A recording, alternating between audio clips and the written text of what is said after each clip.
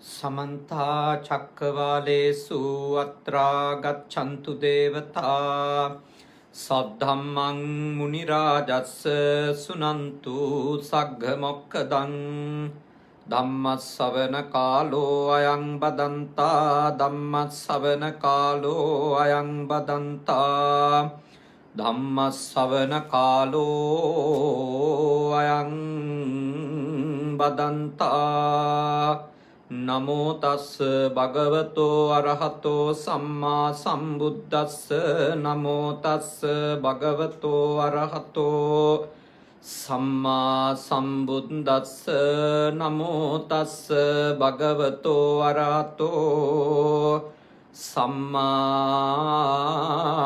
सम्बुद्धस्स कारुणिक श्रद्धाकामी पिंगतुनी මේ සන්ධ්‍යායාමේත් අපේ පින්වත් පිරිස බුද්ධ පුතුන් මුහුණුපොත සමග එකතු වෙලා සූදානම් වෙන්නේ තථාගත ලෞතර බුදුරජාණන් වහන්සේ දේශනා කරපු ධම් කරුණක් ඉගෙන ගන්නටයි සූදානම් වෙන්නේ. අද පින්කමේ දායකත්වය අරගෙන කටයුතු කරන පින්වත් පිරිසට අරමුණු රාශියක් තිබෙනවා. විශේෂයෙන්ම මාලදිවයිනේ ඉඳලා සම්පත් ඉන්දික හා අම්මා මේනු තම දරුවන් තිදෙනාගේ උපන්දින සිහිපත් කරමින් දරුවන්ට නිදුක් නිරෝගී සුව ප්‍රාර්ථනා කරලා තමයි මේ උතුම් පින් කටයුත්ත සිදු කරන්නේ. පොඩි දරුවන්ට ආශිර්වාද කරලා ඒ අම්මා තාත්තා දෙන්න ඉමෙන් ඉන්සර පුතා සැප්තැම්බර් මාසේ 17 වෙනිදා ජන්මදිනය සමරනවා. ඔනිති ඔනෙල්යාදුව අවුරුදු 4යි සැප්තැම්බර් 2 වෙනිදා ජන්මදිනය සමරනවා. ඉසස් ඉන්සර පුතා අවුරුදු 3යි ඔක්තෝබර් මාසේ 18 වෙනිදා ජන්මදිනය සමරන්නේ. ඒ සැප්තැම්බර් මාසේ ජන්මදිනය සමරපු දරුවන්ටත් ඒ වගේම ඉන්සර පුතා මේ මාසේ ජන්මදිනය සමරන්නේ දරුවන්ට ආශිර්වාද කරලා තමයි ඒ මව්පිය දෙදෙනා සම්පත් ඉන්දික මහත්මයාත් මේනු මහත්මියත් මේ උතුම් පින්කම සිද්ධ කරන්නේ. ඊට අමතරව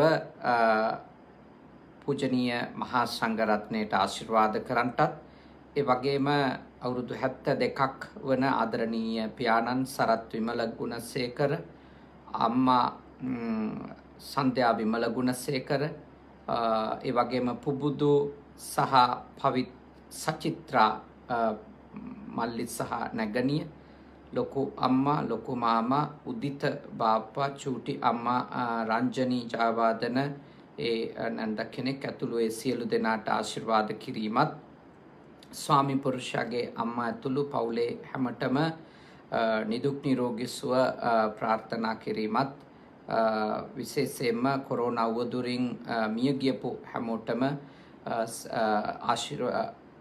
කොරෝනා වදුරින් පීඩා විඳින අයට සෙත් පැතීම පින්කමේදී බලාපොරොත්තු වෙනවා. ඒ වගේම මිය ගියපු අත්තම්මලා සියලා ඉන්නවා. ඒ සියලුම දෙනාටත් මිය ගිය අත්තම්මට සියට මාමා කෙනෙක් මිය ගිහිල්ලා තියෙනවා එයාට. ඒ වගේම තාත්තගේ නමිනුත් මිය ගියපු සීයා අත්තම්මා නන්දලා ඇතුළු සියලු දෙනාටත් ඒ වගේම තමන්ගේ ස්වාමියා නමින් මිය ගියපු තාත්තා පුංචි අම්මා බුද්ධදාස ජයවර්ධන මහත්මයා ඇතුළු ඒ ඥාතිවරුන්ට පින් දෙන්න බලාපොරොත්තු වෙනවා. ගොඩක් කරුණු තියෙනවා. කෙසේ වුණත් ඒ මේනු මහත්මියගෙත් ඒ වගේම ඉන්දික මහත්මයාගෙත් දෙපාර්ශවයේම මියගිය ඥාතීන්ට පින් දීලා තමන්ගේ දරුවෝ තුන් දෙනා ඇතුළු ඒ සියලු දෙනාට ආශිර්වාද කරමින් තමයි මේ උතුම් පුණ්‍ය කර්මය ඇත්තෝ සිද්ධ කරන්නේ. ඉතින් පොඩි දරුවොත් බණ අහන බව සිහිපත් කරලා තිබුණා. ඒ දරුවන්ටත් තේරෙන මට්ටමින් මේ දේශනාව කරන්නට කියලා ඒක පුළුවන් උපරිම සරලව තමයි මේ දේශනාවන් සියල්ලක්ම සිද්ධ කරන්නේ. නමුත් චූටිම දරුවන්ට මේ මාතෘකාවන් මේ මනස පිළිබඳව විවරණයන් සිද්ධ කරන්නේ. ඒ නිසා පොඩිම දරුවන්ට මේ ධර්ම මාතෘකාවන් තේරුම් ගන්නට ලැබෙයිද කියන එක ප්‍රශ්නයක් විදියට තියෙනවා. නමුත් අපි පුංචිම දරුවන්ට උනත් චූටි දෙයක් හරි අවබෝධ කරගන්න පුළුවන්. ඒ ප්‍රඥාවන්ත දරුවෝ වෙනකොට ඒගොල්ලොන්ගේ සංසාර ගමනේ යම් යම් ලබාගෙන තිබෙන ඥානයන් උපකාරවත් වෙලා වනහන ඔබ හැම දිනාටමත් ආශිර්වාද කරමින් ඒ පවුලේ දරුවෝ තුන්දෙනාගේම ජන්මදිනවලට සෙත් පතමින් අපි මෙතැන් ඉඳලා මේ සද්ධර්ම දේශනාව සිද්ධ කරනවා. ඔබ ඊටාම හොඳින් මේ දේශනාව අහුම්කම් දීලා ඔබේ ජීවිතත් ආලෝකවත් කරගන්න ගමන් ඔබේ දුවා දරුවන්ගේ ජීවිතවලටත් ආශිර්වාදයක් ආලෝකයක් ගෙනල්ලා දෙන්න මේ දේශනාවන්ගෙන් ලැබෙන ඥානය ප්‍රඥාව උපකාරවත් කරගන්නට කියලා මෙත් සිතින් යුක්තව සිහිපත් කරනවා. අදත් අපි අපේ තව ධර්ම මාතෘකාවක් චිත්තෝපක්ලේශ ධර්ම කියන ධර්ම ග්‍රන්ථයේ එන මදය කියන උපක්ලේශ ධර්මයෙහි ප්‍රභේද කොටස් තමයි අපි සාකච්ඡා කරමින් ඉන්නේ. ඉතින් අදත් අපි එවැනි මත්වීම් උමතු මාන්නයෙන් උමතු වීම කීපයක් පිළිබඳව අපි සාකච්ඡා කරනවා. මේ උමතු භාවයන් අපි ඕනම කෙනෙක් ගාව ගිහි වුණත් පැවිදි වුණත් අපි ඕනම කෙනෙක් ගාව මේ උමතු භාවයන් උපදින්න ඇති වෙන්න පුළුවන්. ඒ නිසා මේවා තේරුම් ගන්නට අපි උත්සාහ කිරීම තමයි කළ යුතු වන්නේ. පළවෙනි කාරණේ ඉරියාපත මදෝ. ඒක ටිකක් ධර්ම වචනයක්. ඔබ ඉරියාපත භාවනාව පිළිබඳව අහලා තියෙනවා. නමුත් මොකක්ද මේ ඉරියාපත මදය කියලා කියන්නේ? ඒක සමහර විට ඔබ පළමු වතාවට අහන ඉගෙන ගන්න කරුණක්. හැබැයි මේ වචන පළමුවෙන් ඇහුවට මේ වචන ඇතුලේ කතා කරන දේවල් මේ මොහොත වෙනකොටත් අපි ගාව තියෙන දේවල් වෙන්න පුළුවන්. මේ වෙලාවේ නැති වුණත් ඕනම වෙලාවක මේ වගේ මනෝභාවයන් අප තුල උපදින්න පුළුවන්. මොකක්ද මේ ඉරියාපත මදය කියලා කියන්නේ? අන්‍යයන් යන සැටි, සිටින සැටි, නිදා ගන්නා සැටි, ඉඳ ගන්නා සැටි, අමනෝඥය, කැතය, මගේ ගමනාදී ඉරියව් පැවැත්වීම, යහපත්වය, ලක්ෂණය, මත්වීම් වශයෙන් උපදන මානය ඉරියාපත මද නම්බේ. මේ සතර ඉරියව් තියෙන්නේ. කවුරු හරි ගමන් කරන එක ඉරියව්වක් නේ. අපේ එක ඉරියව්වක් තමයි ගමන් කරන එක. නැවතිලා ඉන්න එක තැනක තව ඉරියව්වක්. ඊළඟට නිදා ගන්න හැටි තව ඉරියව්වක්. වාඩි වෙලා ඉන්න හැටි තව ඉරියව්වක්. දැන් කෙනෙකුගේ මේ ඉරියව් වලට විවිධ කාරණා බලපාලා තියෙනවා මේ ඉරියව් වල වෙනස්කම් වලට. සමහර විට කෙනෙකු ඇවිදින ආකාරය තව කෙනෙකුට වඩා වෙනස් වෙන්නේ එයාගේ තිබෙන කකුලේ අපහසුතා, ආබාධ, හරියට ඒ පාද ආදිය සැකසීලා නැති එක පුංචි කාලේ එක්ක රෝගී තත්වයක්, ඒ වගේ කාරණාවක් නිසා වෙන්න පුළුවන්. එතකොට එයා ඇවිදින විදියට වඩා තමන් ඇවිදින විදිය, තමන් ලස්සනට පාදය බිම තියලා හරියට පිළිවෙලට ඇවිදිනවා කියන එක මත අනේකා ඇවිදින හැටි ගැන අවමන් කරනවා නම්, පහත් කරනවා නම්, අන්න ඒ තමන් ඇවිදින විදියේ ලස්සන ගැන හිතලා අනිත් අය ඇවිදිනකොට තියෙන අඩුලුහුඩුකම් අඳුන ඒවා හොය ඒවා හරියටම බල නිරීක්ෂණය කර ඒවා පහත් කරන සහ තමන්ගේ ඒ ඇවිදින ස්වභාවය පිළිබඳව ඉහලින් මතු කරලා කතා කරන හැසිරෙන හිතන ස්වභාවයට තමයි බුදුදහම කියන්නේ ඔය කෙනෙකුගේ ඉරියාපත මතයේ පළවෙනි එක. ඉතින් ඇත්තටම ඇවිදින ආකාරය මත කොච්චරනම් මිනිස්සු සමහර අයට නම් ගණන් කියනවද? අවමන් වෙන විදිහේ වචන කියනවද? නමට ඉස්සරහින් සමහර වෙලාවට එයා ඇවිදින ආකාරය, එයාගේ කකුල් වල ස්වභාවය ගැන කියලා අමතර නම් ඉදිරියට එකතු කරලා කියන මිනිස්සු ගම්වල ඉන්නවා. ඇවිදින ආකාරය මත. ඒ විතරකුත් නෙමෙයි. නගරෙද, ඉහළ සමාජයේද, දැනුගත් සමාජයේද, සල්ලි තියෙන කෝටිපතියන්ගේ ලෝකෙද කියලා වෙනසක් නැහැ. කෙනෙක් ඇවිදින හැටි බලලා ඒ පිළිබඳව යම් යම් උපහාසාත්මක අවමන් සහගත කතා කියන අය ලෝකේ අපිට ඕන තරම් දකින්න පුළුවන්. මා ඔබට මෙත් සිතින් යෝජනා කරනවා ඒ වගේ කෙනෙකු ඇවිදින ආකාරයේ අඩුලුහුඩුකමක් දකිනකොට හෝ ඔබට වඩා වෙනස්කමක් දකිනකොට ඔබ කල්පනා කරන්න ඕන ඔබ එවැනි ආකාරයට ඇවිදින කෙනෙක් වෙලා අනිත් අය ඔබ දිහා පහත් විදියට අවමන් සහගතව උසුළු විසුළු කරමින් බලනවට, කතා කරනවට, ඉඟි බිඟි කරනවට ඔබ කැමතිද?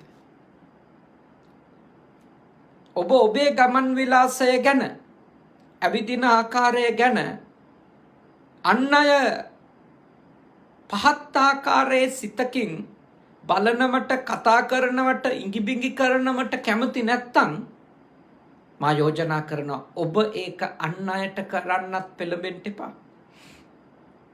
හැමෝටම මේක වේදනාවක්. හැමෝටම මේක චිත්ත පීඩාවක්. මේ ලෝකේ හැමෝගෙම එක ආකාරයට ශරීර අවයව පිහිටලා නැහැ. උස මහත වෙනස්කම් තියෙනවා. කකුල් වල හැඩේ වෙනස්කම් තියෙනවා. භාග්‍යවතුන් වහන්සේගේ උතුම් ශ්‍රී පාදයේ තිබිච්ච ලක්ෂණ අපි කාටවත් තියේද?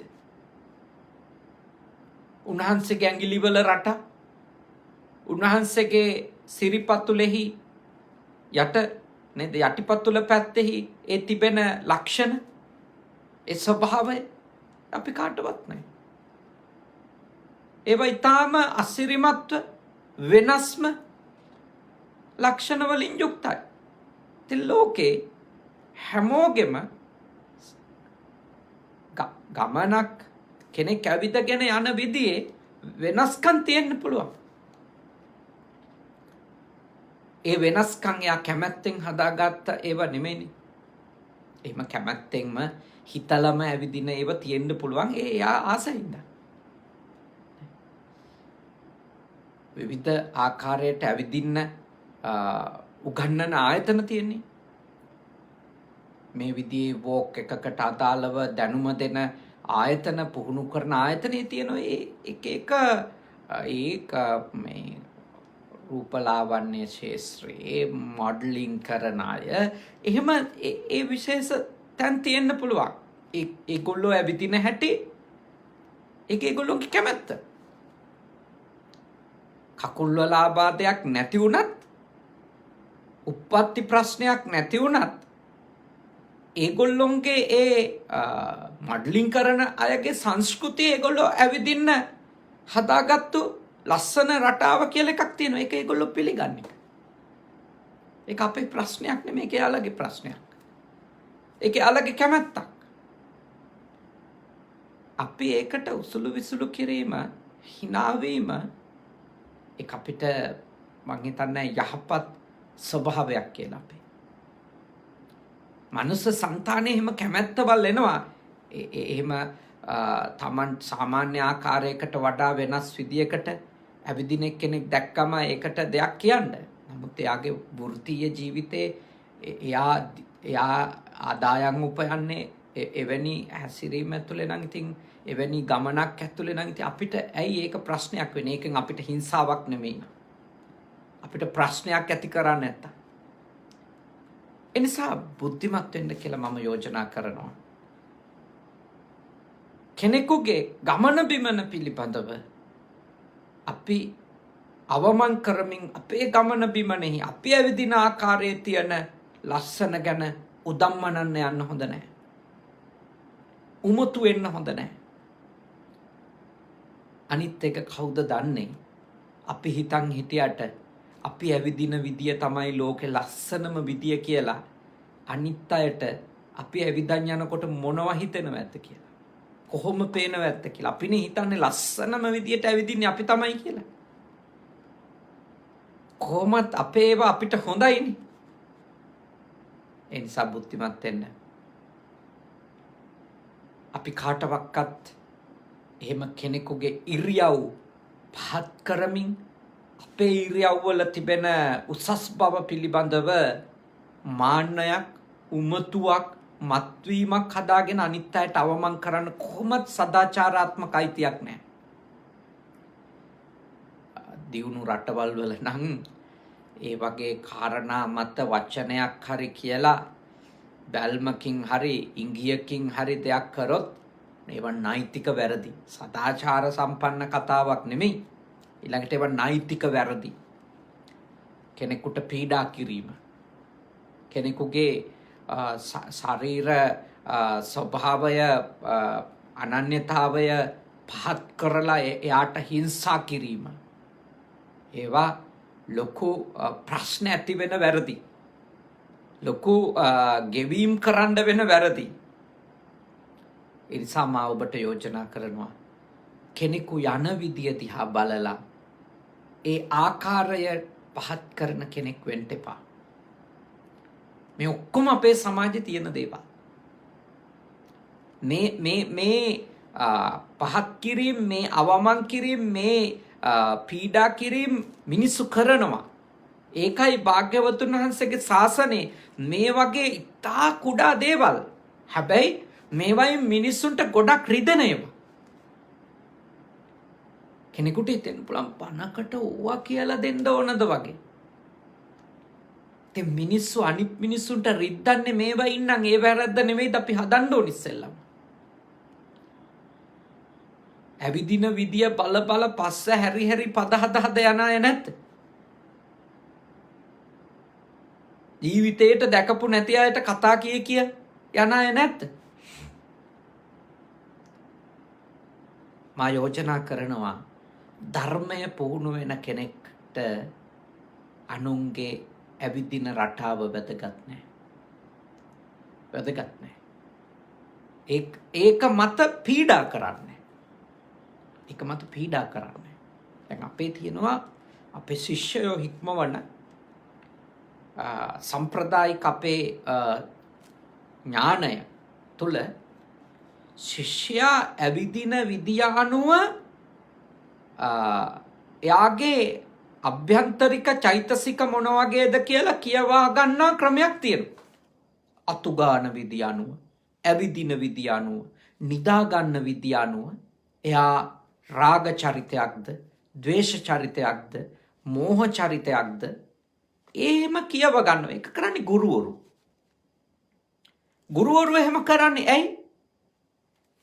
එයාගේ අභ්‍යන්තරික මනෝභාවය එයාගේ බාහිර හැසිරීම තුල ප්‍රකට වෙන හින්දා එතකොට එයාගේ අභ්‍යන්තරයේ වැඩිපුර වැඩිලා තියෙන චෛතසික කලමනාකරණය කරන්නට තමයි භාවනාවෙන් වෙනත් ධර්මඥානය ලබා දීමේ පුහුණුවෙන් ගුරුවරයා එක කරන්නේ. ගුරුවරයා එක හොයාගන්නේ පද හදන්න නෙමෙයි. ගුරුවරයා තමන්ගේ ශිෂ්‍යයා ඇවිදින විදිය අනුව එයාගේ මනස කියව ගන්නවා. එයා දාන ටික බෙදා ගන්න විදිය අනුව මනස කියව ගන්නවා. එයා සැතපීලා ඉන්න විදිය බලලා එයාගේ මනස මොන සිතුවිලි වලින් යුක්තද කියලා ඒක කියව ගන්න, ඒක විග්‍රහ කරගන්න තේරවාදී සම්ප්‍රදායික අට කතාවන් වල හොඳ විස්තර විවරණ පෙන්වලා තියෙනවා. ඒක අත වශයෙන්ම කියනවා නම් ඒක ගුරුවරයෙක් කරගන්න දෙයක්. නැතුව මේ කවුරු හරි ඇඳගෙන පාරට බහිනකොට ජනේලෙන් බලාගෙන පද හදන එක නෙමෙයි ඒක. ඒකයි ගුරුවරයෙක් කරන එකයි දෙකක්. ත්‍රිවිල් පාක් එකේ ත්‍රිවිල් නවත්තගෙන එතනින් එහෙට මෙහෙට යන මිනිස්සයාගේ ගැහණියගේ මිනිසගේ ඇවිදින හැටි ගැනයි කකුල තියෙන හැටි ගැනයි ඒ පද හද ඉන්න එක ඒ අර පහත් තාම පෞකාර මානසිකත්වයක් එක. බස්වලට එකට වෙලා ඉන්න ගමන් අනිත් අය ඇවිදින හැටි ගැන පද හදන එක උසුළු විසුළු කරන එක ඒක ඊටාම පහත් හැසිරීමක් සහිත අශිෂ්ට මිනිස්සුන්ගේ ගතියක්. ශිෂ්ට මිනිස්සු හැදිච්ච මිනිස්සු යහපත් මිනිස්සු එහෙම කෙනෙකුගේ ගමන බිමන දිහා බල පද හදන්නේ නැහැ. ගුරුවරයෙක් කරක කරනවා. මම වුණත් මගේ පොඩි නමලා අතු ගාන හැටි මම නිරීක්ෂණය කරන. එතකොට මම දන්නවා මෙයාගේ මනස කොයි විදියටද වැඩ කරන්නේ කියලා. ඒක අපිට ධර්මයේ කියලා දීලා තියෙනවා. ඒක හොයන හැටි. දානේ බෙදා ගන්න විදියෙන් මම දන්නවා මෙයාගේ ඔළුව මේ වෙලාවේ වැඩ කරන්නේ මෙහෙමයි කියලා. මෙයා ඉන්නේ උග්‍ර ද්වේෂයේද. මෙයාගේ අතුල නිතරම අතු ගන්න වෙලාවේදී තියෙන එක ලක්ෂණ ටිකක් මත අතුර ගන්න මෙයාගේ වැඩි ද්වේෂයද. මෙයාගේ වැඩි රාගයද. මෝහයද. ඒක බලා ගන්න පුළුවන් ඉරියව් වලින්. සතර ඉරියව් වලින් එහෙම නිරීක්ෂණයක් කරගන්න පුළුවන් ගුරුවරයෙකුට.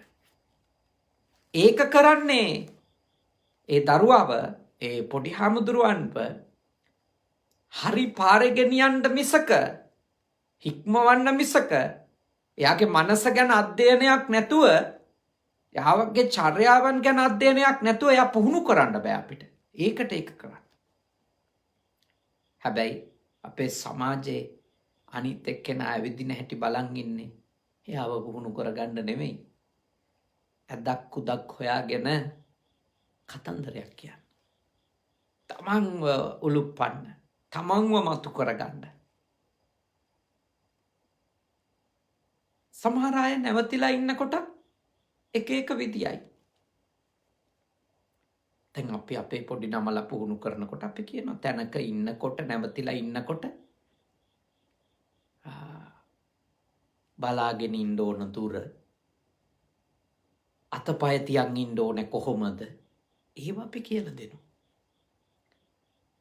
එයාව නිරීක්ෂණය කළා තමයි ඒව කියලා දෙන්නේ. සිවුර තියන් ඉන්න ඕන කොහොමද? බෑග් එකක් තියන් ඉන්නව නම් ඒක තියන් ඉන්න ඕනේ කොහොමද? කුඩේ තියන් ඉන්න ඕනේ කොහොමද? කකුල් දෙක තියාගන්න ඕන. ඒව පුහුණු කරන්න ඕන. මොකද සමහර අයට තියෙනවනේ පුරුද්දක්. අඳුනන්නේ නැති මිනිස්සුන්ගේ තාප්ප ගාවට ගිහිල්ලා කකුලකුත් තියාගෙන තනි කකුලෙන් හිටගෙන අනිත් කකුල ඒ තාප්පෙට තියාගෙන තාප්පෙට හේතු වෙලා ටෙලිෆෝන් එකේ මහා අයියෙන් කියෝ ඉන්නව නැවතිලා. එක්ක සිගරට් උරු ඉන්නවා. එහෙමයි ඉන්නෝනේ අපි දැකලා තියෙනවානේ. එතකොට ඒව හදන්න ඕන. නැවතිලා ඉන්න විදිය හරියට කියලා දෙන්න ඕන. තැනක අපි හිටගෙන ඇවිදින් නැතුව ඉන්නවනම් නැවතිලා ඒ නැවතිලා ඉන්න තැනක එයා කොහොමද ඉන්න ඕනි කියලා ඉගෙන ගන්න ඕන. සිහියෙන් ඉන්න හැටි. තමන්ගේ ඇඳුම පැළඳුම හදාගෙන හරියට පිළිවෙලට තියන් ඉන්න හැටි. ඒව උගන්න ගන්න ඕන. හැබැයි අපි කවුරු හරි කෙනෙක් නැවතිලා ඉන්නකොට දැන් බුදුහාමුදුරුවන්ගේ කාලෙත් ඉඳලා තියෙන එහෙම නැවතිලා ඔය හිටගෙන ඉන්න ගමන් පොළව හාර ඉන්න අය. මේ හාමුදුරුවෝ අතර ඉඳලා තියෙනවා. බුදුහාමුදුරුවෝ පෙන්නලා දීලා තියෙන ඒවා සංසාර පුරුදු සමහර ඒවා. සංසාරේ එහෙම එයා දීර්ඝ කාලයක් එක බවවල ඉඳලා ඒ පොළව හරන උප්පත්තිවල ඉඳලා ඒක මතුවෙලා එනවා මනුස්සාත්මී හිටියත්. ඉතින් ඒ වගේ වෙලාවට අපි ඒවට අනුකම්පා කරමින් ඒක නිවැරදි කරගන්න එයාට උදව් කරනවා නම් උදව් කරන එක මිසක කවුරු හරි ඉන්න විදිය බල පේන්නේ නැද්ද කැත අපි නම් ඔහොම ඉන්නවද අපි නම් ලස්සනටම ඉන්නවා අපි නම් හොඳටම ඉන්නවා අර පේන්නේ නැද්ද ඇල වෙලා කුදු වෙලා අර පැත්තට නැමිලා මේ පැත්තට නැමිලා කිය කොච්චර කතා කියනවද මිනිහෙක් හිතන් ඉන්න නැවතිලා ඉන්න දිහා බලන් ඉඳලා සමහර. එහෙම වෙන්න එපා. ඒක උමතුවක්. අපි දන්නේ එයාට එහෙම ඉන්න බැරි ඇයි කියලානේ. පිළිවෙලටම එයාට يعني ඉන්න තියෙන ලස්සනම විදියට එයාට එහෙම ඉන්න බැරි රෝගී තත්ත්වයක්ද කවුද දන්නේ? අපි දන්නේ නැනේ සමහර රෝගී තත්ත්වයන් තියෙනවා එක විදියට ඉන්න බෑනේ. එක විදියට ඉන්න අමාරුයි. ඒ අසනීපයෙන් ඉන්න පුළුවන්. ඒත් අපි අනුකම්ප කරන්න ඕන. දැක්ක ගමන් කතා කියන්න එපා. දැක්ක ගමන් අපි පදේ හදන්න හොඳ නැහැ. කෙනෙකුට එහෙම ලස්සනම විදියට ඉන්න බැරි හේතු තියෙන්න පුළුවන්. ඒව දිහා මධ්‍යස්ථව බලන්න. අනිත් එක දකින මිනිස්සයාගේ ඔය ප්‍රශ්න අපිට මොකටද? ඇයි අපි ඒව අපේ ප්‍රශ්න කරගන්නේ? ඉත බුද්ධිමත් වෙන්න. තමන්ගේ දරුවෝ වාඩි වෙලා ඉන්න හැටි හරියට හදන්න. දැන් දුවෙක් වාඩි වෙනකොට වාඩි වෙන්න රටාවක් අපේ සංස්කෘතිය තියෙනුනේ. දුවෙක් පුටුවක වාඩි වුණා, බිම වාඩි වුණා. දුවෙක් වාඩි වෙන්න විදි තියෙනවා. පුතෙක් වාඩි වෙන්න විදි තියෙනවා. හාමුදුරු කෙනෙක් වාඩි වෙන විදියක් තියෙනවා.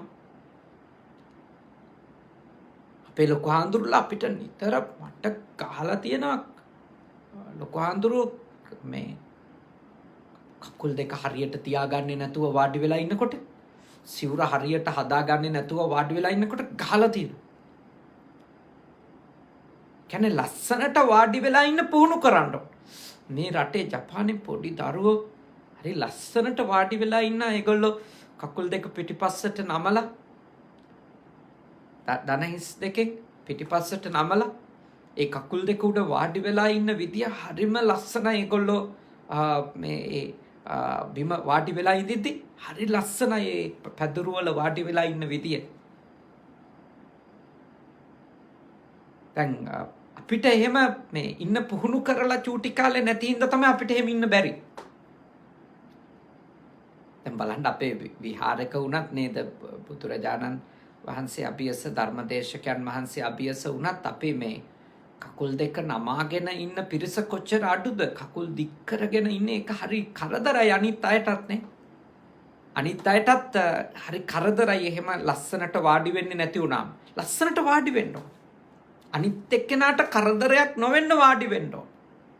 වාඩි වෙලා ඉන්නකොට සිහියෙන් ඉන්න ඕන. ඒ ඉරියව්වේ සිහිය තියාගන්න ඕන.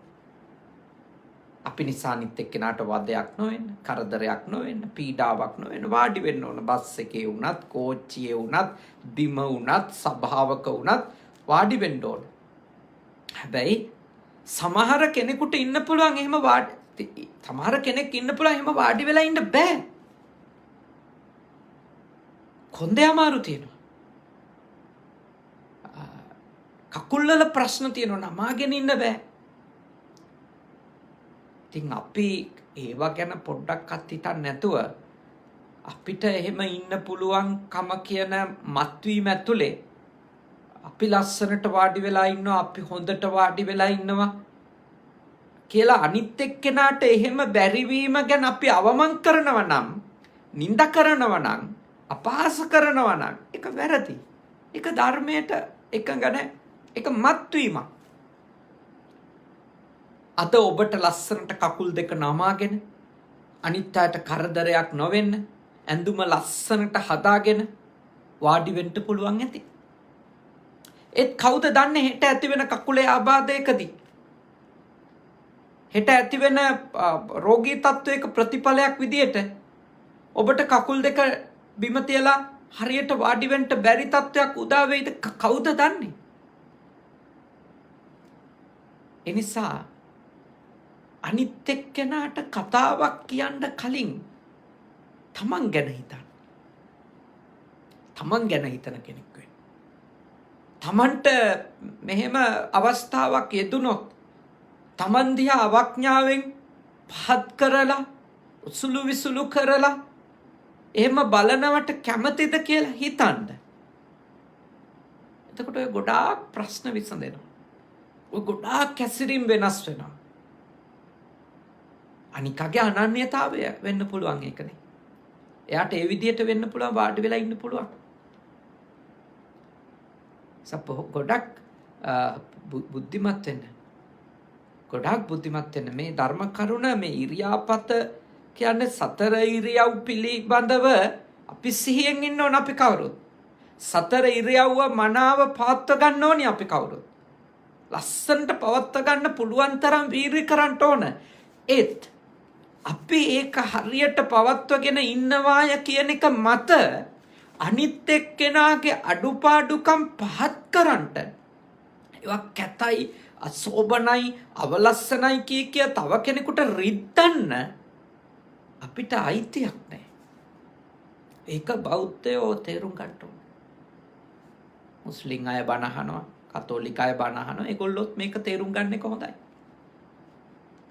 වෙනස් කම් කෙනෙකුගේ ජීවිතේ තියෙනවා නම් අනිකට වඩා ඒකට හේතු ඇති. හේතු සමහර ඒවා සෞඛ්‍ය හේතු නේ. සමහර ඒවා මේ ඒගොල්ලොන්ගේ සංස්කෘතික හේතු. විවිධ කාරණානේ. අපි ප්‍රබුද්ධ වෙන්න ඕන. බෞද්ධයෙක් ප්‍රබුද්ධ මිනිසෙක් වෙන්න ඕන. හොඳට ලස්සනට හිතන. අනිත් අයට මේ හිරිහැර කාරී ලෙස බලන කතා කරන අය බවට අපි පත් වෙන්න හොඳ නෑ. අපි මගේ ජීවිතෙත් මම ඔයගේ කාරණා වලින් අනිත් අයව පහත් කරපු අවස්ථා තියෙනවා තරුණ කාලේ පොඩි කාලේ. එහෙම එක කතා කියපුවා ඒවා කොච්චර වැරදිද කියලා හිතනකොට ලැජ්ජ හිතෙනවානේ. එහෙම යාළුවොන්ට එහෙම නංගනම් අපි කියලා තියෙන චූටි කාලේ. මහාන වෙලා ඉඳිද්දිත් කියලා තියෙනවා කොච්චර වැරදිද. ලැජ්ජයි ඒව ගැන හිතනකොටත්. අයියෝ අපි මේවා කරලා තියෙනවනේ කියලා. අපිටම අපි ගැන ලැජ්ජ හිතෙන්න ඕන. එතකොටනේ ආයෙ කරන්නේ නැත්තේ. ගොඩක් මිනිස්සුන්ගේ ප්‍රශ්නේ තමන්ගේ ඒ වරදවල් සාධාරණීකරණය කරගන්න. ඒ වැරද්ද තේරුම් ගන්නේ නැහැ. මම යෝජනා කරනවා වැරද්ද වැරදි කියලා තේරුම් ගන්න. තමන් කරලා තියෙන්න පුළුවන්. කරලා තියෙන එකට කරන්න දෙයක් නැහැ. ඒ නොදන්න කාලේ මොලයක් නැති කාලේ දේවල් තේරෙන්නේ නැති කාලේ අපි මිනිස්සුන්ට නංගනම් කියලා තියෙනවා. යන හැටි ගැන කතා කියලා තියෙන්නේ. වාඩි වෙලා ඉන්නකොට අවඥාවෙන් එහෙම කතා කරලා තියෙනවා. ඒක හොඳ නෑ කියලා තේරුණාට පස්සේ වැඩිහිටියෝ විදිහට අපි එහෙම හැසිරෙන්න හොඳ නෑ. එතකොට ඒක වැරදි. චූටි කාලේ ඉඳලම මම කියන්නේ ඒ දේවල් තමයි පුහුණු කරන්න ඕනේ. එතකොට තමයි යහපත් සමාජයක් හැදෙන්නේ. ශිෂ්ට සමාජයක් හැදෙන්නේ. අඩුම මනුස්සකම තියෙන සමාජයක් නේ. මාර්ගඵලලාභියෝ නොවෙන්න පුළුවන් හැමෝම. අඩුම මනුස්සකම තියෙන. මේ විස දේවල් කාලා ඒ අම්මා තාත්තගේ කුසේ උපදින දරුවෝ කොච්චර ආබාධ සහිතවද උපදින්නේ. මත්ද්‍රව්‍ය මත් වතුර භාවිතාවේ ප්‍රශ්න හින්දා කොච්චර ආබාධ සහිත දරුවෝ උපදිනවද. මේ විවිධ රසායනික දේවල් සීමාවක් නැතුව අපි භුක්ති විඳීම නිසා කොච්චර ආබාධ සහිතව උපත්තියෙම දරුවෝ ඉන්නවද. ඒගොල්ලෝ ඔක්කොම කරුමක්කාරයෝ කරලා සසරේ පව්කාරයෝ කරලා කොන් කරලා නංගනන් හදලා එහෙම කරන්න හොඳ නෑ. මේවා තේරුම් ගන්න. මේ ධර්ම කරුණු හොඳට ඔලුවට ගත්තොත් අපි කවදාකවත් එහෙම හැසිරෙන්නේ නෑ. ඊළඟ කාරණේ මේ නිදා ගන්න හැටිනේ. සිව්වෙනි එක නිදා ගන්න හැටි. ඇවිදින හැටි, නැවතිලා ඉන්න හැටි. වාඩි වෙලා ඉන්න හැටි, ඊළඟට නිදා ගන්න හැටි.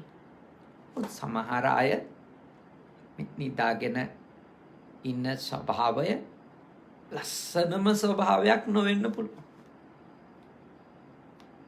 ඒත් ඉතින් එයාට පහසුවෙන් නිින්ද යන හැටි ඒක වෙන්නේ නැති. ඒකට බලපාන එයාගේ චෛතසික තියෙන්න පුළුවන්. අපේ ධර්මයට අනුව නම් එක එක්කෙනා නිදා ගන්න ඉරියව්ව අනුව එයාගේ මනසේ බලපවත්වන චෛතසික පිළිබඳ විග්‍රහයක් තියෙනවා. ඒවා මම කියන්නේ මොකද ඒකත් හාම් කරන්න පාවිච්චි කරන ඊළඟටනේ. ඒවා කියලා දෙන්න බෑ. කියලා දුන්නම ඒකත් පාවිච්චි කරලා මිනිස්සු අනිත් එක්කෙනාට පද හදනවා. ඒවා ගුරුවරයෙක් විදියට අපි දැනගත්තම දෙමව්පියෝ විදියට දරුවෝ ගැන ඒවා ඔය මේ ඔබට විසුද්ධි මාර්ගය කියන ධර්ම ග්‍රන්ථය අරගෙන මේ එක එක චරිත සහ ඒ චරිතස්වයාගේ ස්වභාවයන් පිළිබඳව විග්‍රහ කරපු මේ අට කතාවේ ඒ විස්තර තියෙන ඕන කෙනෙකුට අරන් බලන්න පුළුවන්. පොදු ඒවා එක එක කියන්න ගියොත් මිනිස්සු ගන්න අනිත් එක්කෙනාට හිංසා කරන්න පුළුවන් කොටස විතරනේ. ඔක ළමෙක් පුහුණු කරගන්නට දරුවෙක්ව හරි විදියට හදා වඩා ගන්න දරුවෙක් හරි මග යවන්න ගන්න ඒවට වඩා ගොඩක් අපේ සමාජයේ තියෙන්නේ කැලලක් අල්ලගත්තම ඒ කැලලෙන් අනිත් එක්කෙනාට රිද්දන්න පාවිච්චි කරනවා. නිසා සමහර ඒවා මම මේ විස්තර කරන්න ඉන්නෙත් නෑ. මොකද හේතුව ඒවා පාවිච්චි වෙන්න වැරදියට ඊළඟට. ළමයින්ගේ අතට අපි දෙන්නේ නෑනේ කැපෙන ඒවා. කතුරු දෙන්නේ දැලිපිහි දෙන්නේ බ්ලේඩ් දෙන්නේ නෑනේ. අර කැපෙන තල දෙන්නේ නෑ. ඒ දෙන්නේ නැත්තේ මොකක්වත් හින්දා නෙමෙයි. ඒගොල්ලෝ ඒක කපා ගන්නවා. තමනුත් කපාගෙන අනුනුත් කපන්න පුළුවන්. ඒ නිසා මම ඔබට සිහි කරනවා. ඔව් නිදා ගන්න විදිය අනුව චෛතසික ස්වභාවයන් මොනවද කියලා විග්‍රහ කරගන්න පුළුවන්. හැබැයි අපි ඒක තේරුම් ගන්න ඕන කෙනෙක්ව නිවැරදි කරගන්න. එයාව පුහුණු කරගන්න. එහෙම නැතුව නිදාගෙන ඉන්න විදිය බලලා පද හදන්න කරදර කරන්න වද දෙන්න හොඳ නැහැ. එයාට ඒක හොඳ නැත්තම් ඒ නිදාගෙන ඉන්න විදිය නිසා එයාට ඒක අයහපත් නම් එතෙන්දි කරන්න ඕනේ මොකක්ද? එයාට වැසුණු තැන්වල නිදා ගන්න සලස්සන්න ඕන. එලි මහන් තැන්වල ඒ වගේ අයට නිදා ගන්න දෙන්න හොඳ නැහැ. එතකොට එයා අපහසුතාවයටපත් වෙනවා. ඊළඟට එයාව පුළුවන් තරම් හරියට නිදා ගනිද්දී ඇඳුම පැළඳුම තියාගන්න, ඇඳ කොට්ටේ හරියට පිළිවෙලට තියාගෙන ඒව හිමින් පුහුණු කරන්න පුළුවන් දේවල්. බැරි දේවල්. සමහර ඒවා නිින්දෙති වෙන දේවල් අපිට මොකද කරන්නේ? සමහර අයගේ කට විවෘත වෙනවා. මොකද කරන්නේ? සමහර අයගේ මේ සෙම අධික නම් ඒ වගේම පොට්ටක් හරි මේ සසන මාර්ගයෙහි යම් යම් අවහිරතා තියෙනවා නම් ගොරෝනවනේ. සෙමයනවා. ප්‍රශ්න තියෙනවා. හැබැයි ඒ මත කෙනෙකුට අපිට හැමෝම එක කිය එයාට හිංසා කරන්න අයිතියක් නැහැ. ඒක එයාගේ රෝගී තත්වයක් නිසා නම් ඒක බලලා අම්මා තාත්තා විදියට එයාව සුවපත් කරගන්න මොකක් හරි කරන්න. ගුරුවරු විදියට අපි නම් ඒ වගේ ශිෂ්‍ය නමලගේ බලනවා මොකක් හරි මේක රෝගී තත්වයක්ද? ඇයි එහෙම වෙන්නේ? ඒ වගේ දේවල් අපි සැලකිලිමත් වෙනවා. ඉතින් ඥානය පිළිබඳ ප්‍රශ්නයක් හින්දාත් එහෙම වෙන්න පුළුවන්. එතකොට ඥානය දියුණු කරන්නට අවශ්‍ය කරන දේවල් කරන එකත් එක ක්‍රමයක්. නුවණ දියුණු කරන්න.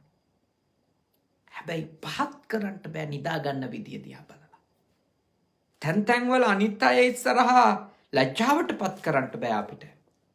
ඒක අපි කරන වැරද්දක්. ඒක අපි නොකළ යුතු දෙයක් කෙනෙකුට. ඒකෙන් ඇතිවෙන හීනමානය ඊටාම නරකක් එයාට කරන්න පුළුවන්. මොකද ඒ ඉරියව් පිළිබඳව කිය අපේ මේ අවමන් කරොත් සමාජ ඉස්සරහා ලොකු හීනමානයක්, ලොකු වෛරයක්, තරහක් සමාජ ගැන ඇති වෙන්න පුළුවන්.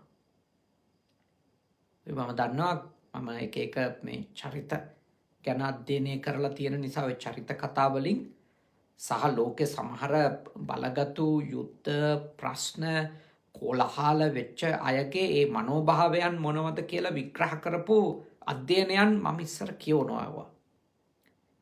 ඒවයි පේනවා මේ ඒගොල්ලොන්ට යම් ඒගොල්ලොන්ගේ තිබිච්ච මේ කායික අපහසුතා ඒ වගේ කාරණා මත ඒගොල්ලෝ සමාජයෙන් පීඩාවට ලක් කරලා තියෙනවා.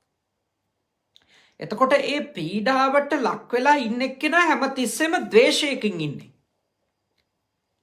එයාව සමාජයේ කැරලි කෝලහල වලට හිංසාකාරී ක්‍රියාකාරකම් වලට ඒ වගේ අය යොදව ගන්න එක හරි පහසු වෙලා තියෙනවා.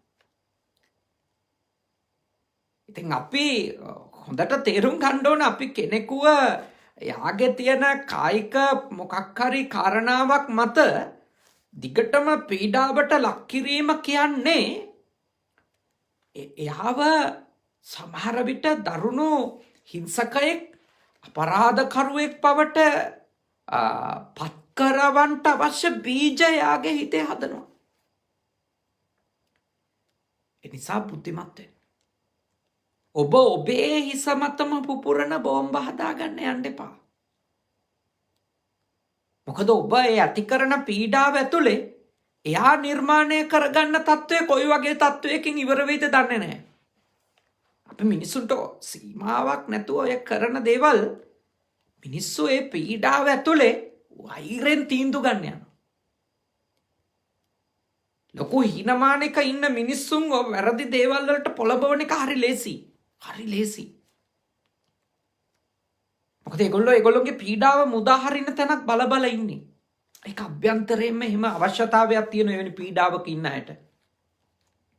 ඒ ලෝකෙ ගොඩාක් කැරලි කෝලහලවල තරුණු ලෙස හැසිරිච්ච අයගේ එහෙම ස්වභාවයන් මේ ඇත්ත වශයෙන්ම මේ අපිට හොයන්න පුළුවන් ඒගොල්ලොන්ගේ ඒ පසුබිම ගොඩක් ඇති කරපු හීනමාන තමයි තමන් උසස්ය කී අනිත් අය පහත් කරන්න ඒ දරපු වෑයම්වල නරක ප්‍රතිඵල තමයි සමාජය භුක්ති විඳින්නේ නරක විදියට. ඒ නිසා බුද්ධිමත් වෙන්න. හොඳට මේ දේවල් තේරුම් අරගෙන කටයුතු කරන්න. ඔබ ඇත්තටම සතර ඉරියව්වෙම ලස්සනට සිහි කල්පනාවෙන් ඉන්න කෙනෙක් නම් සතුටු වෙන්න. ඒ ඔබේ ඉරියාපත භාවනාව දියුණු වෙලා. ගතේ ටිතේ නිසින්නේ සුතේ යුත්තේ ජාගරිතේ උච්චාර පස්සාව කම්මේ හැම කටයුත්තකදීම ඔබේ සිහිය දියුණුයි. ඒ නිසා ඔබ කරන දේ ලස්සනට කරනවා. ඇඳුම ඇඳත් ලස්සනට. වැසිකිළිය කැසිකිළිය පාවිච්චි කළත් ඒකත් ලස්සනට. වාඩි වුණත් එතනත් හරිම ලස්සනයි. ඇවිදගෙන යනකොටත් ලස්සනයි. ප්‍රිය උපදවනවා. අනිත් අයට දැක්කම හරි පැහැදීමක් ඇති වෙනවා. ඒවා හදාගන්න පුළුවන්. ඒවා පුහුණු කරන්න පුළුවන් දේවල්. සිහියෙන් ඉන්න තමයි ඕන. ඒත් අපි තේරුම් ගන්න ඕන මිනිස්සු ඉන්න පීඩාවල් එක්ක මිනිස්සු මෙහෙම හරි සිහියෙන් ඇවිදින එක ලොකු දෙයක්. කොච්චර පීඩාවෙන්ද ඉන්නේ. පැත්තකින් ළමයි අඬනවා වැළපෙනවා ආහාර පාන හිඟයි. සල්ලි නැහැ. තියෙන ටිකට ගන්න දේවල් නැහැ. කොච්චර මිනිස්සු දුකෙන්ද ඉන්නේ. ඇත්තටම සස්ත්‍රීක සමාජයකනේ ගොඩක් දේවල් පුහුණු කරගන්න ලේසි. සතර ඉරියව්වෙහිම හොඳ සිහි කල්පනාවෙන් කටයුතු කරන හරිම ඥානයක් තියෙන ලොකු ශිෂ්ටත්වයක් හික්මීමක් ඇතුව කටයුතු කරන මේ මිනිස්සු නිර්මාණය කරන එක හරි ලේසි. සස්ත්‍රීක සමාජයක දුකී කමින් පීඩා විඳින්නේ අසහනය අතෘප්තිය මනස ආක්‍රමණය කරලා තියෙති. ගොඩක් මිනිස්සුන්ගේ සිහිය බිඳ වැටෙන්න පුළුවන්. මාර්ගඵලලාභියෝ නෙමෙයි තමන්ගේ දරුවා ගැන මතක් කර කර වාඩි වෙලා ඉන්නේ. සිහිය බිඳ වැටලා තියෙන්න පුළුවන්. පාරේ ඇවිදින්නේ මේ තියෙන සොච්චමෙන් ළමයින්ට අවශ්‍ය දෙයක් හරි ගන්න පුළුවන්ද බැරිද කියන අසහනෙන් මම ඔය මගේ රියදුරු මහත්තයත් එක්ක ලංකාව පුරා ධර්මදේශනාවලට ඉස්සර වැඩම කරද්දී මං කියන එකක් තමයි මේ මිනිස්සු එන්නේ සිහියෙන් නෙමෙයි. ප්‍රශ්න කෝටියක් එක්ක මිනිස්සු පාරට බහින්නේ නිසා අපි පරිස්සමින් යමු.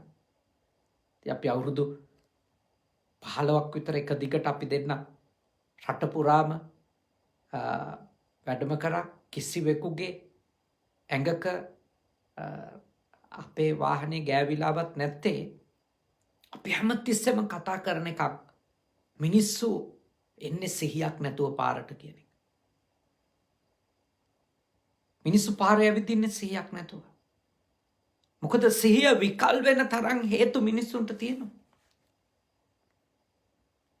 මිනිස්සු ඉන්නේ පීඩාවේ, අසහනේ, අතෘප්තියේ, ප්‍රශ්නවල, තරහෙන්. මිනිස්සු සැනසීමෙන් සුවපත් ඉතින් නෙවෙයි ඉන්නේ ගොඩ මිනිස්සු.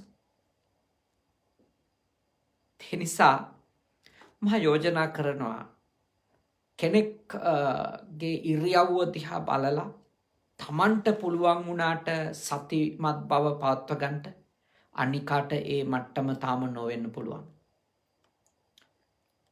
තමන්ට එහෙම අභියෝගාත්මක පරිසරයකත් සිහිය තියාගන්න පුළුවන් වුණාට හැමෝටම අභියෝගාත්මක තැන්වල සිහිය තියාගන්න අමාරුයි.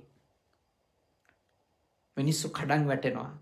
ඒ නිසා කාටවත් ඉරියව් මත ඇවිදින හැටි ගැන කිය වාඩි වෙලා ඉන්න හැටි ගැන කිය නැවතිලා ඉන්නකොට හිටගෙන ඉන්නකොට යම් තැනක ඒ විදිය ගැන කිය එහි පහත්කම අවලස්සන අශෝභනකම කිය අවමන් කරන මට්ටමේ කෙනෙකු බවට ඔබ පත් වෙන්න එපා.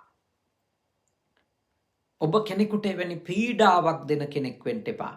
ඔබේ ජීවිතේ ඔබ ඒක කරන්න එපා. ඉතින් අනිත් අය කරනවනේ. ඉතින් අපි විතරක් නොකර හිටියට නෑ. ඉතින් අපි කීප දෙනෙක් හරි නොකර ඉන්න එක සමහර විට ඒක විශ්වය අපිට ලොකු ආශිර්වාදයක් දෙයි. අපි එක්කෙනා හරි ඒ තත්වයෙන් එවැනි පහත් හැසිරීම් වලින් නිදහස් වුණොත් නේ ඇත්තටම ලෝකය යහපත් තැනක් වෙන්නේ. හැමෝම නිදහස් වෙච්ච දවසට ඔය වගේ ඉරියව් මත පදනම් වෙලා මදයෙන් මාන්නයෙන් උමතු වෙලා අනිත් අයව පහත් කරන ඒ වගේ තමන්ව උසස් කරලා උමතු වෙලා දඟලන ඒ වගේ තත්වයන්ගෙන් ලෝකෙම මිනිස්සු නිදහස් වුණොත් විශිෂ්ටයි. ඒ තත්වය අපේ ගම් දනව් ඇතුලේ අපේ සමාජයේ දකින්ට ලැබේවා කියලා අපි ප්‍රාර්ථනා කරමු. අනුන්ගේ උස්මිටිකම් හොයන්න යන්නේ නැති මිනිස්සුනේ. අපේ සමාජයේත් පහළ වේවා කියලා. අපේ මිනිස්සු අතර ඒ වගේ ප්‍රබුද්ධ යහපත් ගති දියුණු වේවා කියලා අපි ප්‍රාර්ථනා කරමු. ඒත් ඔක්කොගෙම එහෙම නොවෙන්න පුළුවන්. ඒ ප්‍රාර්ථනා සියල්ලක්ම සම්පූර්ණ නොවෙන්න පුළුවන්. ඒත් අඩුම අපිට වග බලා ගන්න පුළුවන් අපේ පැත්තේ. කාගේවත් අඩුපාඩුකමක් දැක්කම අපිව මතු කර අනිත් එක්කෙනාට හිංසා නොකර ඉන්න. පුළුවන් නම් අනිකාට යහපත්ව නිර්වුල්ව ඉරියව් පවත්ව ගන්න. එයාට පුද්ගලිකව උදව් කරන්න, උපදේශයක් දෙන්න, මඟ පෙන්වන්න. එහෙම කරාම ඇති. එනිසා බොහෝම ශ්‍රද්ධාවෙන් ඔයත් අද මේ දහම් කරුණු ටික ඉගෙන ගත්තා මෙච්චර වෙලා. එක කරුණයි. හැබැයි ගොඩක් දේවල් තියෙනවා ඒක ඉගෙන ගන්නනේ. ගොඩක් දේවල්. හිතන්න කොච්චර දේවල් තිබුණාද? ඔබට පුළුවන් මේ දේශනා තව කෙනෙකුට අහන්න බුද්ධ පුතුන් මුහුණු පොතේ වගේම හෙට උදෑසන වෙනකොට බුද්ධ පුතුන් YouTube නාලිකාවට මේ දේශනා එකතු කරනවා. ඔබේ යාළුවන්ටත් අහන්න සලස්සා. ඒගොල්ලන්ට කියන්න මේ දේවල් අහන්න කියලා. ඔබේ ටිකක් වැඩිහිටි දරුවන්ට මේ වහන්න සලස්සන්න. මේවා ටිකක් තේරෙනව නම් ඒ ළමයින්ට මේවා තේරුම් ගන්න බැරි තරම් අමාරු විෂයක් නෙවෙයි. දැන් බලන්න මුස්ලිම් අයටත් මේක තේරෙනවා මේ කියන එක.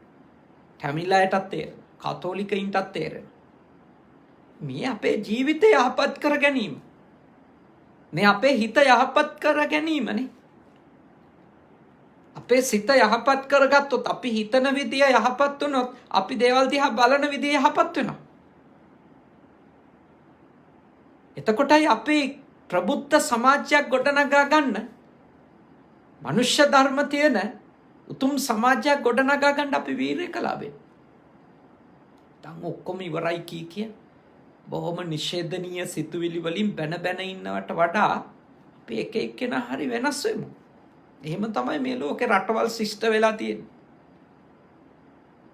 මිනිස්සු වෙනස් වෙන්න පටන් ගන්න. ඒක අපිට කරන්න පුළුවන්. අපි මීට අවුරුදු 20කට කලින් හිතපු විදියට, බලපු විදියට, කතා කරපු විදියට මින්න ඕනේ. අපි වෙනස් වෙන්න ඕනේ.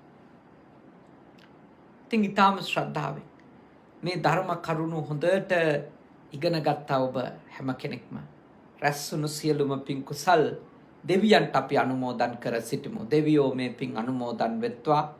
විශේෂයෙන්ම සම්පත් ඉන්දික මහත්මයාගෙත් මේනු මහත්මියගේ ආදරණීය දරුවන් ගිය මාසෙත් මේ මාසෙත් ජන්මදින සමරපු සමරන ඉමෙත් ඉන්සර ඕනිති ඔනෙල්යා ඉසස් ඉන්සර කියන ඒ පුතාලට සහ පුතාලා දෙන්නටත් දුවට නිදුක් නිරෝගී බව, දීර්ඝායුෂ, චිරජීවනය උදා වේවා. ඒ දරුවන්ගේ අනාගතය දීප්තිමත් වේවා, වාසනාවන්ත වේවා.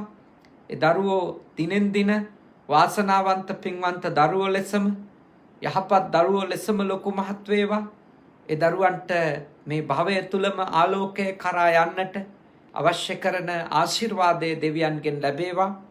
ඒ වගේම විශේෂයෙන්ම මේ පින්කමට සම්බන්ධීකරණය කළේ මගේ ජ්‍යෙෂ්ඨ ශිෂ්‍යයන් වහන්සේ උතුරු බට අත ආරණිකේතන විදසුන් සෙනසුනේ ආධිපත්‍ය හොබවන උත්තර අට්ටවිල්ලුවේ චන්දරතන මගේ ශිෂ්‍ය පුත්‍රයාණන් වහන්සේ, මගේ ජ්‍යෙෂ්ඨම ශිෂ්‍ය.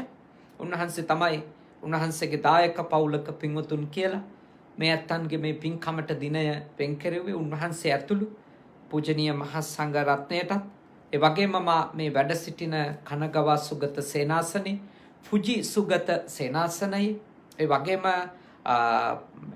කන්සයි සුගත භාවනා මධ්‍යස්ථානයේ ඇතුළු ස්ථානයන් ආධිපත්‍ය හොබවන අපට මහෝපකාරී වෙන පූජනීය හුරුළුනිකවැවේ සුදම්ම සායනහන්සේට, ඒ වගේම කනගවා සුගත භාවනා මධ්‍යස්ථානාධිකාරී අපේ මගේ සහෝදර පූජනීය අම්පිටිය සද්ධාවාස ස්වාමීන් වහන්සේට, ඒ වගේම මේ අත්තන්ගේ සුජීවත්ව සිටින ආදරණීය අම්මා තාත්තා සරත් විමල ගුණසේකර, සන්ධ්‍යා විමල ගුණසේකර, ඒ වගේම මේ ලොකු අම්මලා, ලොකු තාත්තලා, මාමලා, බාප්පලා, නැන්දලා, ඒ වගේම ඒ රංජනී ජාවාදන මහත්මිය, ඒ පුංචි අම්මලා, ඒ විවිධ නම් සඳහන් කරලා තියෙන සියලු දෙනාටමනේ, ඒ පවුල්වල සියලු දෙනාටම සියලු දෙවියන්ගේ ආශිර්වාදය ලැබේවා. ඒ අත්තන්ට නිදුක් බව, නිරෝගී බව, සුවපත් බව ලැබේවා. බණ අහපු ඔබට මේ වසංගත කාලේ කිසිම කරදරයක් නොවේවා. ලංකාවත් ලෝකයක් මේ වසංගතයෙන් ඉක්මනින්ම නිදහස් වේවා. හැමෝටම නිදුක්ව නිරෝගීව සුවපත්ව දරුවන්ට අධ්‍යාපනය කරගන්න, ඔය අත්තන්ට රැකී ආරක්ෂා, වෙළඳ ව්‍යාපාර ගොවිතැන්පත් කරගන්න, ජීවිත සතුටින් ගෙවන්න සියලු දෙවියෝ උපකාර කරත්වා. උතුම් දෙවිවරුද මේ පින් අනුමෝදන් වී අමා මහ නිවනම අවබෝධ කර ගනිත්වා. සාදු සාදු සාදු. ඒ වගේම විශේෂයෙන්ම මේ දායකත්වය ගත්ත මේනු මහත්මියගේ, සම්පත් ඉන්දික මහත්මයාගේ නමින් මිය පරලෝ ගියපු ඒ මව්පිය පරම්පරාවල අත්තම්මලා සියලා ඉන්නවා. ඒ වගේම ලොකු අම්මලා, ලොකු තාත්තලා, මාමලා, නැන්දලා ඉන්නවා.